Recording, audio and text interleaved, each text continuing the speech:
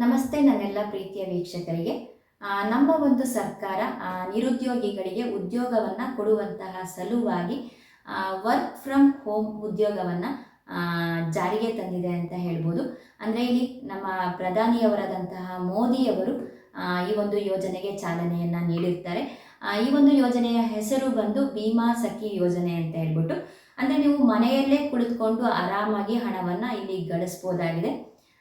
ನಮ್ಮ ಮಹಿಳೆಯರನ್ನು ಆರ್ಥಿಕವಾಗಿ ಸಬಲೀಕರಣಗೊಳಿಸುವ ಉದ್ದೇಶದಿಂದ ಪ್ರಧಾನಿಯವರಾದಂತಹ ಮೋದಿಯವರು LICಯ ಅಡಿಯಲ್ಲಿ ಈ ಒಂದು ಮಹತ್ವವಾದ ಯೋಜನೆಯನ್ನು ಜಾರಿಗೆ ತಂದಿರ್ತಾರೆ.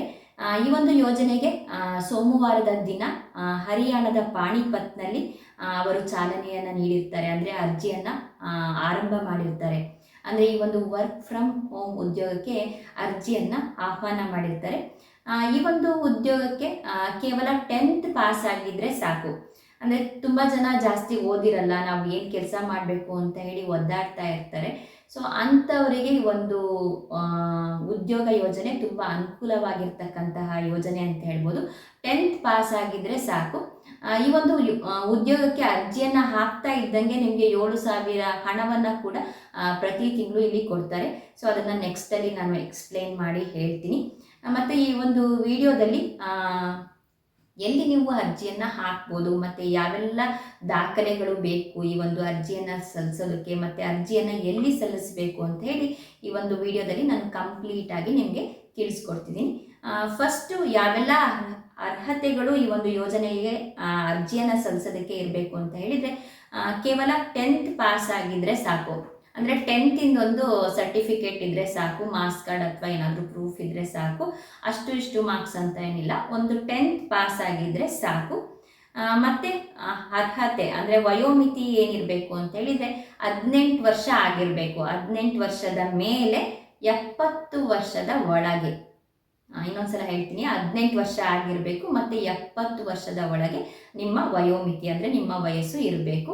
ಮತ್ತು ಇಲ್ಲಿ ಕೇವಲ ಇದು ಮಹಿಳೆಯರಿಗೆ ಮಾತ್ರ ಅವಕಾಶ ಇರುತ್ತೆ.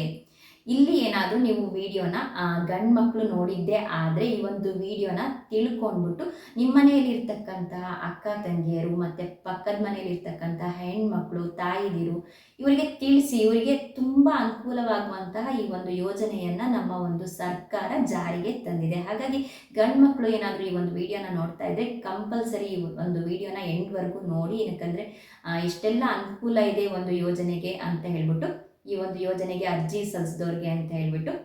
ಓಕೆ, ಇಲ್ಲಿ ಬಂದ್ಬಿಟ್ಟು 10th ಪಾಸ್ ಆಗಿರಬೇಕು ಮತ್ತು ವಯೋಮಿತಿ ಬಂದ್ಬಿಟ್ಟು 18 ವರ್ಷದಿಂದ 70 ವರ್ಷದೊಳಗೆ ಎಲ್ಲ ಹೆಣ್ಮಕ್ಳು ಕೂಡ ಅರ್ಜಿಯನ್ನು ಹಾಕ್ಬೋದಾಗಿದೆ. ಮತ್ತು ಅವರು 3 ವರ್ಷ ನಿಮಗೆ ಟ್ರೈನಿಂಗನ್ನು ಕೊಡ್ತಾರೆ. ಅರ್ಜಿಯನ್ನು ಹಾಕ್ತಾ ಇದ್ದಂಗೆ ನಿಮಗೆ 3 ವರ್ಷ ಟ್ರೈನಿಂಗನ್ನು ಕೊಡ್ತಾರೆ. ಆ ಒಂದು ಟ್ರೈನಿಂಗನ್ನು ಫ್ರೀಯಾಗಿ ಕೊಡೋದಲ್ಲದೆ ಆ ಒಂದು 3 ವರ್ಷ ಏನು ಟ್ರೈನಿಂಗ್ ಹೋಗ್ತಾರಲ್ಲ ಪ್ರತಿ ಹೆಣ್ಮಕ್ಳು ಅವರಿಗೆ 7,000 ಪ್ರತಿ ತಿಂಗಳು ಸಹಾಯಧನ ಅಲ್ಲ, ಪ್ರತಿ ತಿಂಗಳು ಸಂಬಳವನ್ನು ಕೊಡ್ತಾರೆ. ಏನು 3 ವರ್ಷ ಟ್ರೈನಿಂಗ್ ಸರ್ಕಾರ ಉಚಿತವಾಗಿ ಕೊಡುತ್ತೆ, ಅದ್ರ ಜೊತೆಗೆ ಪ್ರತಿ ತಿಂಗಳು ನಿಮಗೆ 7,000 ಸಂಬಳವನ್ನು ಕೂಡ ಕೊಡುತ್ತೆ. ಅಂದರೆ ಮೊದಲನೇ ವರ್ಷ 7,000 ಪ್ರತಿ ತಿಂಗಳು ಕೊಡ್ತಾರೆ. ಆದರೂ ನೆಕ್ಸ್ಟ್ ವರ್ಷ ನಿಮಗೆ ಪ್ರತಿ ತಿಂಗಳು 6,000 ಸಂಬಳವನ್ನು ಕೊಡ್ತಾರೆ. ಆದರೂ ನೆಕ್ಸ್ಟ್ ವರ್ಷ ನಿಮಗೆ ಪ್ರತಿ ತಿಂಗಳು 5,000 ಸಂಬಳವನ್ನು ಸ್ಟೇ ಫಂಡ್ ಆಗಿ ನಿಮಗೆ ಸಂಬಳವನ್ನು ಇಲ್ಲಿ ಕೊಡ್ತಾರೆ. ಬರೀ ಸ್ಯಾಲ್ರಿ ಅಲ್ಲ, ಇಲ್ಲಿ ನಿಮಗೆ ಏನು ಸ್ಟೇ ಫಂಡ್ ಪ್ರತಿ ವರ್ಷ ನೀವು 7,000 6,000 5,000 ಪ್ರತಿ ಮಂತ್ ತಗೋತೀರಾ, ಅದ್ರ ಜೊತೆಗೆ ನಿಮಗೆ ಕಮಿಷನ್ ಕೂಡ ಕೊಡ್ತಾರೆ. ಯಾವ ರೀತಿಯಾಗಿರ್ತಕ್ಕಂತಹ ಕಮಿಷನ್ ಅಂತ ಹೇಳಿದರೆ, ನೀವೊಂದು ಟ್ರೈನಿಂಗಿಗೆ ಅರ್ಜಿಯನ್ನು ಹಾಕಿರ್ತೀರ, ಹೆಣ್ಮಕ್ಳು ಆ ಒಂದು ಟ್ರೈನಿಂಗಿಗೆ ಹೋಗ್ತಾ ಇರ್ತೀರ. ಅದ್ರ ಜೊತೆಗೆ ನಿಮ್ಮ ಜೊತೆಗೆ ಒಂದಿಷ್ಟು ಹೆಣ್ಮಕ್ಳನ್ನ ಕರ್ಕೊಂಡೋಗಿ ನೀವು ಜಾಯಿನ್ ಮಾಡಬೇಕಾಗತ್ತೆ. ಸೊ ನಿಮ್ಮ ಜೊತೆಗೆ ಒಂದು ಹೆಣ್ಮಗು ಕರ್ಕೊಂಡು ಹೋದರೆ ಆ ಒಂದು ಹೆಣ್ಮಗುಗೆ ನಿಮಗೆ ಪ್ರತಿ ಹೆಣ್ಮಗುಗೆ 2,000 ದುಡ್ಡನ್ನು ಕೊಡ್ತಾರೆ. ಅಂದರೆ ಇಲ್ಲಿ ಒಂದು ಮಗುನ ನೀವು ಕರ್ಕೊಂಡು ಹೋದರೆ 2,000 ರುಪೀಸ್, 2 ಹೆಣ್ಮಕ್ಳನ್ನ ಕರ್ಕೊಂಡು ಹೋದರೆ 4, 3 ಜನನ ಕರ್ಕೊಂಡು ಹೋದರೆ 6, ಹೀಗೆ ನಿಮಗೆ ಡಬಲ್ ಆಗ್ತಾ ಹೋಗುತ್ತೆ. ಅಂದರೆ ಇಲ್ಲಿ ಈ ಒಂದು ಯೋಜನೆಯ ಉದ್ದೇಶ ಏನಂದರೆ ಮನೆಯಲ್ಲಿ ಕೂತಿರ್ತಕ್ಕಂಥ ಹೆಣ್ಮಕ್ಳನ್ನ ನಾವು ಆರ್ಥಿಕವಾಗಿ ಒಂದು ಸಬಲೀಕರಣಗೊಳಿಸ್ಬೇಕು ಅಂತೇಳಿ. ಮತ್ತು ಇನ್ನೊಂದು ಇದರಲ್ಲಿ ಪ್ರಿಫರೆನ್ಸ್ ಏನಂತ ಹೇಳಿದರೆ ಗ್ರಾಮೀಣ ಪ್ರದೇಶದ ಮಹಿಳೆಯರು, ಅಂದರೆ ಏನು ಹಳ್ಳಿಯಲ್ಲಿ ಇರ್ತಕ್ಕಂತಹ ಮಹಿಳೆಯರಿಗೆ ಫಸ್ಟ್ ಪ್ರಿಫರೆನ್ಸ್ ಇರುತ್ತೆ. ಅಂದರೆ ಎಷ್ಟೋ ಜನ ಹಳ್ಳಿಯಲ್ಲಿ ಸುಮ್ಮನೆ ಆಗ್ಬಿಟ್ಟಿರ್ತಾರೆ, ಉದ್ಯೋಗ ಮಾಡದೆ ಕಷ್ಟಪಡ್ತಿರ್ತಾರೆ. ಸೊ ಹಾಗಾಗಿ ಅವರಿಗೆ ಹಳ್ಳಿಯಲ್ಲಿ ಇರ್ತಕ್ಕಂತಹ ಗ್ರಾಮೀಣ ಪ್ರದೇಶದ ಹೆಣ್ಮಕ್ಳಿಗೆ ಮೊದಲ ಆದ್ಯತೆ ಇರುತ್ತೆ. ಅಂದರೆ ಎಲ್ಲ ಹೆಣ್ಮಕ್ಳಿಗೂ ಕೂಡ ಇಲ್ಲಿ ಈಕ್ವಲ್, ಬಟ್ ಪ್ರಿಫರೆನ್ಸ್ ಅಂತ ನೋಡಿದಾಗ ಹಳ್ಳಿಯ ಹೆಣ್ಮಕ್ಳಿಗೆ, ಗ್ರಾಮೀಣ ಪ್ರದೇಶದ ಹೆಣ್ಮಕ್ಳಿಗೆ ಮೊದಲ ಆದ್ಯತೆ ಇರುತ್ತೆ. ಇಲ್ಲೇನೋ ಅವರು ಟ್ರೈನಿಂಗ್ ಕೊಡ್ತಾರೆ, ಮತ್ತು ಪ್ರತಿ ಹೆಣ್ಮಕ್ಳಿಗೆ ನಿಮಗೆ ಜಾಯಿನ್ ಮಾಡಿದಾಗ ಕಮಿಷನ್ ಕೂಡ ಕೊಡ್ತಾರೆ. ಹಾಗೆ ನೀವು ಪಾಲಿಸಿಯನ್ನು ನೀವು ಪಡೆದುಕೊಂಡಾಗ ಅಲ್ಲಿ ಕೂಡ ನಿಮಗೆ ಕಮಿಷನ್ ಸಿಗುತ್ತೆ. ಇಲ್ಲಿ ಸ್ಯಾಲ್ರಿ ಅಲ್ಲದೆ ನಿಮಗೆ ಕಮಿಷನ್ನೇ ಜಾಸ್ತಿ ಹೆಚ್ಚಾಗಿ ಸಿಗುವಂಥದ್ದು. ಅಂದರೆ 3 ವರ್ಷ ನೀವೇನು ಟ್ರೈನಿಂಗನ್ನು ತಗೋತೀರಾ, ಆ ಟ್ರೈನಿಂಗಲ್ಲಿ ನೀವು ಆರಾಮಾಗಿ LICಯ ಪಾಲಿಸಿಯನ್ನು ತೆಗೆದುಕೊಳ್ಳುವಷ್ಟು ಮಾಹಿತಿಯನ್ನು ರೆಡಿಯಾಗಿರ್ತೀರ, ತಗೊಳ್ಳೋದಕ್ಕೆ ರೆಡಿಯಾಗಿರ್ತೀರ. ಸೊ ಮಾಹಿತಿಯನ್ನು ಕಲ್ತಿರ್ತೀರ. ಸೊ ಅದರಿಂದ ನೀವು ಪಾಲಿಸಿದಾರರ ಮನೆಗೆ ಹೋಗಿ ಆರಾಮಾಗಿ ನಿಮ್ಮ ಫ್ರೀ ಟೈಮಲ್ಲಿ ಪಾಲಿಸಿಯನ್ನು ತಗೊಂಡ್ರೆ ಕೂಡ ಅದಕ್ಕೂ ನಿಮಗೆ ಒಳ್ಳೆ ಕಮಿಷನ್ ಕೂಡ ಸಿಗುತ್ತೆ. ನಿಮ್ಮ ಟ್ರೈನಿಂಗ್ ಮುಗಿದ ಮೇಲೆ ನಿಮಗೆ ಅವರು LICಯ ಏಜೆಂಟ್ ಆಗಿ ನಿಮ್ಮನ್ನು ನೇಮಕ ಮಾಡ್ಕೋತಾರೆ. ಅದಲ್ಲದೆ ನೀವು ಚೆನ್ನಾಗಿ ಪಾಲಿಸಿಯನ್ನು ತಗೊಂಡು ನೆಕ್ಸ್ಟ್ ಲೆವೆಲಿಗೆ ಹೋಗಿದ್ದಾದಲ್ಲಿ ನಿಮಗೆ LICಯ ಡೆವಲಪ್ಮೆಂಟ್ ಆಫೀಸರ್ ಅಂತ ನೀವು ಕೇಳಿರ್ತೀರ. ಸೊ ಡೆವಲಪ್ಮೆಂಟ್ ಆಫೀಸರ್ ಆಗಿ ಕೂಡ ನಿಮ್ಮನ್ನು ಅವರು ನೇಮಕ ಮಾಡ್ಕೋತಾರೆ ಅಂತ ಇಲ್ಲಿ ಈ ಯೋಜನೆಯಲ್ಲಿ ತಿಳಿಸಿರ್ತಾರೆ.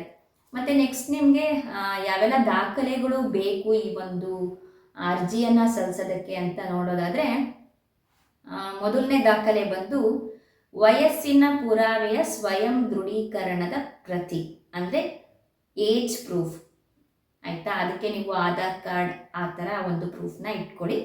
ನೆಕ್ಸ್ಟ್ ವಿಳಾಸ ಪುರಾವೆಯ ಸ್ವಯಂ ದೃಢೀಕರಣದ ಪ್ರತಿ, ಅಂದರೆ ಅಡ್ರೆಸ್ ಪ್ರೂಫ್ಗೆ ನೀವು ಯಾವ್ದಾದ್ರು ಡಾಕ್ಯುಮೆಂಟ್ನ ಇಟ್ಕೋಬೇಕಾಗತ್ತೆ. ರೇಷನ್ ಕಾರ್ಡ್ ಅಥವಾ ಡ್ರೈವಿಂಗ್ ಲೈಸೆನ್ಸ್ ಏನು ಇಟ್ಕೊಳ್ಳಿ ಆಯಿತಾ.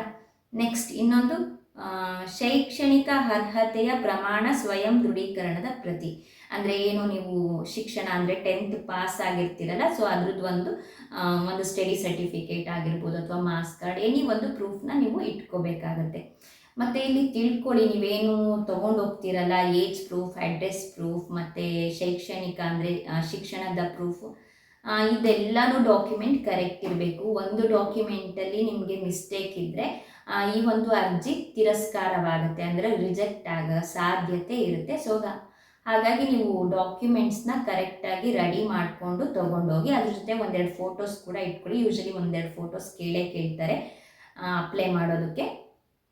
ಮತ್ತು ಈ ಅರ್ಜಿಯನ್ನು ಎಲ್ಲಿ ಸಲ್ಲಿಸಬೇಕು ಅಂತ ಹೇಳಿ ನೋಡೋದಾದರೆ, ನೀವು ಆನ್ಲೈನಲ್ಲಿ ನೀವು ಅರ್ಜಿಯನ್ನು ಸಲ್ಲಿಸ್ಬೋದು. ಅಂದರೆ ಆನ್ಲೈನಲ್ಲಿ ನಿಮಗೆ ಅರ್ಜಿ ಆರಂಭವಾಗಿದೆ.